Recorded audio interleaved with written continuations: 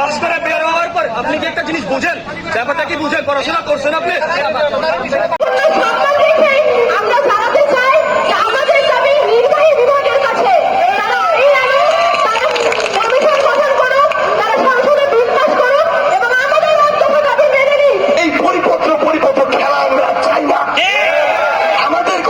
মাননীয় প্রধানমন্ত্রী সংসদে ঘোষণা দিয়ে পরিপত্র জারির পরে যদি সেটি অবৈধ হয়ে যায়, তাহলে সামনে যে আরো কত খেলা হবে তা সম্পর্কে আমাদের কোনো ধারণাই নেই।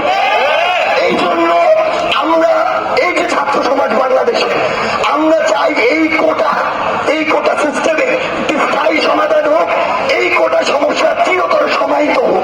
এর আগে পূর্ব ঘোষিত বাংলা ব্লকেট কর্মসূচির অংশ অনুযায়ী সকাল 10টায় ঢাকা বিশ্ববিদ্যালয়ের কেন্দ্রীয় গ্রন্থাগারের সামনে জমায়েত হন শিক্ষার্থীরা। প্রার্থীদের সাধারণ ছাত্ররা বৈষম্যের শিকার হচ্ছে, কোটার কাছে তারা বৈষম্যের শিকার হচ্ছে, তারা গভর্নমেন্ট জব থেকে বঞ্চিত হচ্ছে।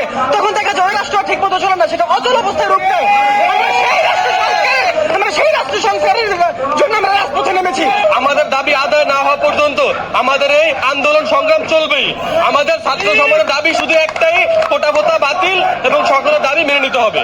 আমরা চাই না কোনো বৈষম্য, আমাদের দাবি একটাই, 5%-এর বেশি কোনো কোটা কথা রাখা যাবে না। পৃথিবীর আর কোথাও এমন বংশানুক্রমিক কথা চালু আছে কিনা সেটা আমাদের জানা নেই। একই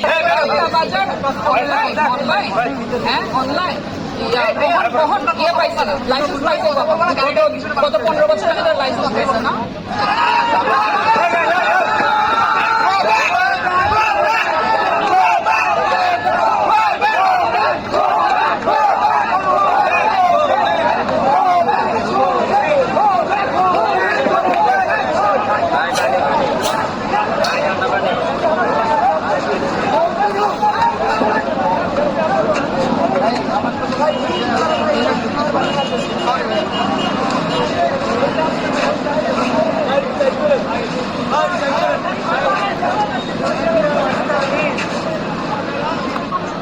আমার ড্রাইভারও তোমাদের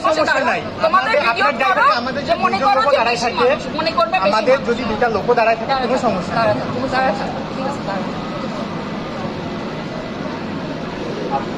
আর উনি গাড়ি নিয়ে যেতে পারেন না। আচ্ছা আমি একটু থাকেন, আসুন।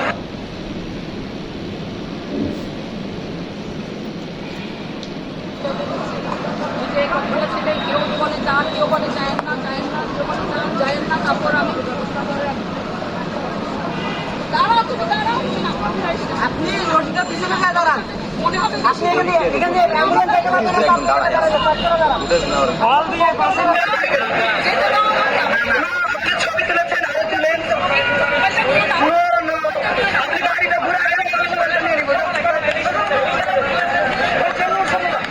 আমরা ইমার্জেন্সি কেস ছেড়ে দিচ্ছি, আমরা ইমার্জেন্সি করছি।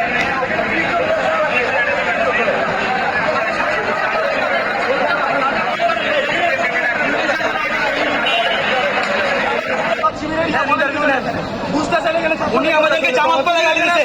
আমরা ঢাকা ইউনিভার্সিটির স্টুডেন্ট, জামাত কেন বলবে? ঢাকা ইউনিভার্সিটির স্টুডেন্ট, উনি একজন প্রফেসর মানুষ, উনি ভদ্রভাবে কথা বলবে, আপনি জামাত বলে গালি দিচ্ছে। এটা কোন ধরনের? উনি ছবি তুলতেছেন, ছবি তোলার কে? জার্নালিস্ট? একটা ধরেন পাস করে বের হওয়ার পর আপনি কি একটা জিনিস বুঝেন? ব্যাপারটা কি বুঝেন? পড়াশোনা করছেন আপনি? আমাদের রাখা যাবে না।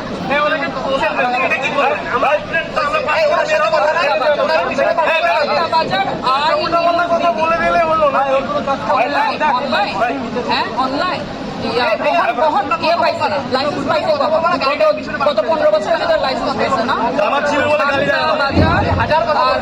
I news BD,